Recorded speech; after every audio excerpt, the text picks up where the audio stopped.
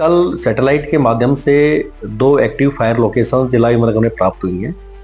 इन दोनों लोकेशंस को ट्रेस कर लिया गया है। एक लोकेशन सरस्वती नगर के गंदापुरा गांव की है और दूसरी लोकेशन जगाधरी के दूधला गांव की है।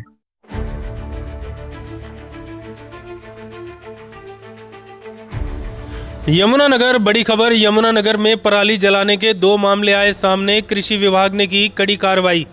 किसानों की जागरूकता से पिछले साल की तुलना में आग लगने की मामलों में भारी कमी आई है। जिले में पराली जलाने के 2 मामले सामने आने के बाद कृषि विभाग ने तत्परता से कार्रवाई की है।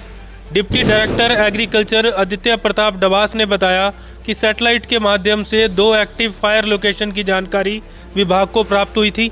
एक सरस्वती नगर के गांव गंधापुरा और दूसरी जगाधरी के गांव दूधला में।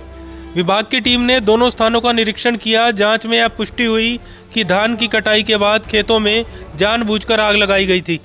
सरस्वती नगर के मामले में संबंधित किसान के खिलाफ एफआईआर दर्ज करवाई गई है और नियम अनुसार उसकी फसल को 2 सीजन के लिए एमएसपी पर खरीद से वंचित किया गया है। साथ ही 5,000 रुपये का जुर्माना भी लगाया गया है। वहीं दूधला गांव के मामले में जांच अभी जारी है।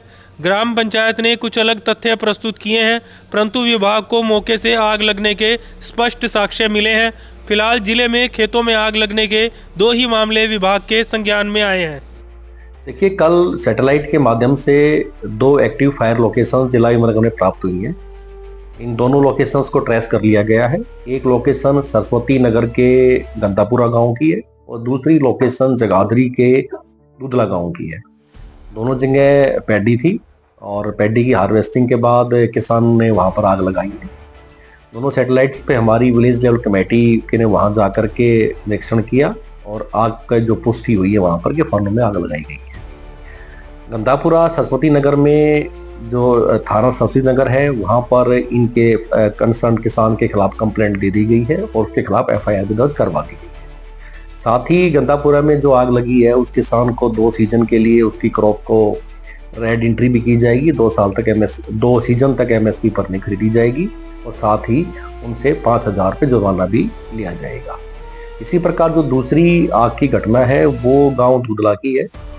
दूधला के अंदर अभी इन्वेस्टिगेशन में चल रहा है क्योंकि उसमें ग्राम पंचायत का कुछ तथ्य और था, लेकिन वहां निश्चित तौर पर आग लगी थी और अभी तक ये 2 ही मामले जिले में संज्ञान में आए हैं। अगर जो हम पिछले साल की बात करें तो पिछले साल 16 अक्टूबर तक 23 मामले थे, जो इस साल 2 मामले हैं। निश्चित तौर पर किसानों का बहुत बड़ा सहयोग है, किसानों की जागरूकता का है कि इस साल हम आग की घटनाएं 2 ही प्राप्त हुई हैं।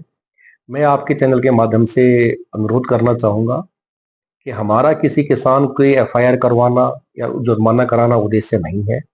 उद्देश्य ये है कि व्यापक स्तर पर जो अभियान सरकार द्वारा चलाया जा रहा है, नियमों का पालन करें, प्रदूषण ना फैलाएं, क्योंकि इस मौसम में सभी लोगों को प्रदूषण होने से बीमारियां होती हैं और उसमें सब इसका सहयोग करें कि सरकार का सहयोग करें, डिपार्टमेंट का सहयोग करें, प्रदूषण ना फैलाएं। ये सरकार जो है इस पे मशीनों के पर तो प्रावधान है ही। मशीनों 50% सब्सिडी, 80% सब्सिडी पिछले 8-10 साल से चली हुई है। इसके साथ साथ 1,200 रुपये पर एकड़, यानी कि जो किसान पराली नहीं जलाएगा उस पराली का प्रबंधन करेगा, चाहे वो खेत में मिला के करे चाहे खेत से बाहर निकाल के करे, ऐसे सभी किसानों को 1,200 रुपये एकड़ के हिसाब से अनुदान राशि दी जाती है। पिछले साल 12 करोड़ रुपए से ज्यादा की अनुदान राशि किसानों के खाते तौर पर गई है। इस साल ये राशि 30 करोड़ रुपए से ऊपर रहने वाली है। तो निश्चित तौर पर किसानों को फायदा हो रहा है और जो उनका पराली प्रबंधन में खर्चा हो रहा है उसका 100% जो है बाहर सरकार उठा रही है। फिर भी कुछ असामाजिक तत्व आग लगा देते हैं और आग लगाने से वो सिर्फ अपने आप को ही नहीं बल्कि आसपास के वातावरण को खराब करते हैं, गाँव का नाम बदनाम करते हैं।